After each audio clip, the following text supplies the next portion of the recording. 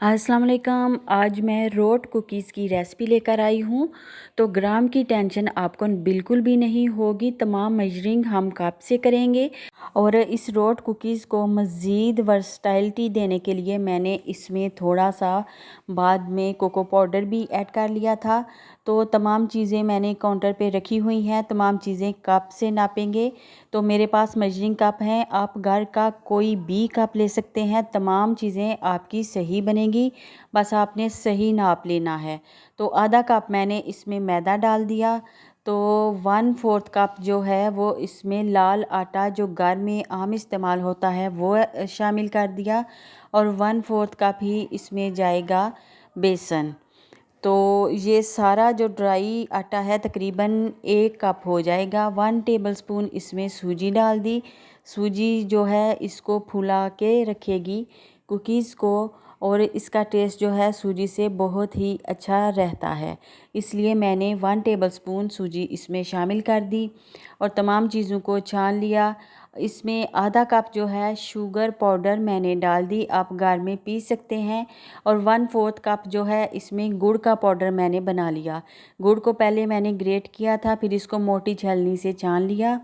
और 1 कप के अंदर 1/4 कप आप घी डाल सकते हैं। मैंने यहाँ पर देसी घी शामिल किया है। तो 1 अंडा इसमें डाल देंगे और इन तमाम चीज़ों को हम अच्छी तरह से मिक्स करेंगे। अभी 1-2 चीज़ और है इसमें डालेंगे, वनीला एसेंस। जहाँ भी अंडा जाएगा वहाँ पे वनीला एसेंस लाजमी जाएगा अंडे की स्मेल को ख़त्म करने के लिए। और थोड़ा सा मैंने केवड़ा एसेंस 1-2 कतरा इसमें डाला। अब इसको 8 से 10 मिनट के लिए बहुत ही अच्छी तरह से आपने गूंद लेना है। अगर आप समझें कि ये डो जो है थोड़ी सॉफ्ट है तो इसमें मज़ीद थोड़ा सा बेसन 1-2 चम्मच या फिर लाल आटा आप शामिल कर सकते हैं। और अगर समझें कि ये जो है इसके अंदर घी कम है तो आप आधा चम्मच या 1 चम्मच घी और भी शामिल कर सकते हैं ताकि डो जो है वो परफेक्ट बन जाए। तो कोई भी चीज़ आपकी ख़राब नहीं होगी। मैंने एक बटर पेपर के ऊपर हाथों की मदद से इसको पहले प्रेस कर लिया। डो को अब बेलन की हेल्प से इसको बेल लेंगे।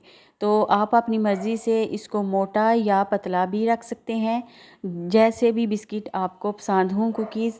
तो मैंने इसको थोड़ा पतला ही रखा, बहुत ज़्यादा मोटा नहीं किया। कटर मेरे पास घर में मौजूद थे। अगर आपके पास कटर मौजूद ना हो तो किसी ढक्कन से या किसी छोटे कप से, प्याली से इस तरह भी आप इसको काट सकते हैं और इसको कोई शेप दे सकते हैं। तो मेरे पास कटर मौजूद थे क्योंकि मैं ये बेकिंग वगैरह के काम करती रहती हूँ।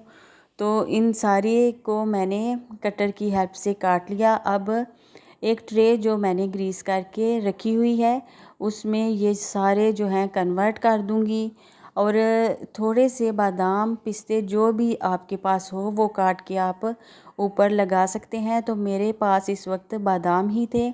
180 डिग्री पे ओवन पे मैंने इसको 15 से 20 मिनट के लिए बेक कर लिया और थोड़े से इस डो में मैंने थोड़ा सा कोको पाउडर डाल के इसका थोड़ा सा डिज़ाइन बना लिया एक बड़े बिस्किट का। तो माशाल्लाह ज़बरदस्त से जो हमारे रोट कुकीज़ हैं वो तैयार हो चुके हैं, ऊपर और नीचे से बहुत अच्छे से पक चुके हैं।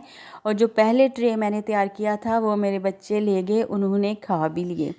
अभी वीडियो मैंने बनानी थी लास्ट पे तो वो वाला ट्रे जो है वो खाया जा चुका है। तो बहुत ही मज़ेदार, बहुत ही ज़बरदस्त और केवड़ा एसेंस से जो इसकी खुशबू बनी है वो बहुत ही कमाल की है। ऊपर और नीचे से दोनों साइड से बिस्किट हमारे डन हो चुके हैं। ये तकरीबन 18 से 20 मिनट में तैयार हुए और बहुत ही मज़े के बिस्किट तैयार हुए। थोड़े बिस्किट के ऊपर मैंने तिल लगा लिए और थोड़े के ऊपर मैंने लगा लिए थे बादाम। अगर आपको ये रोट कुकीज़ पसंद आए तो लाजमी इसको ट्राई करिएगा। मुझे रखिए दुआओं में याद। अल्लाह हाफिज़।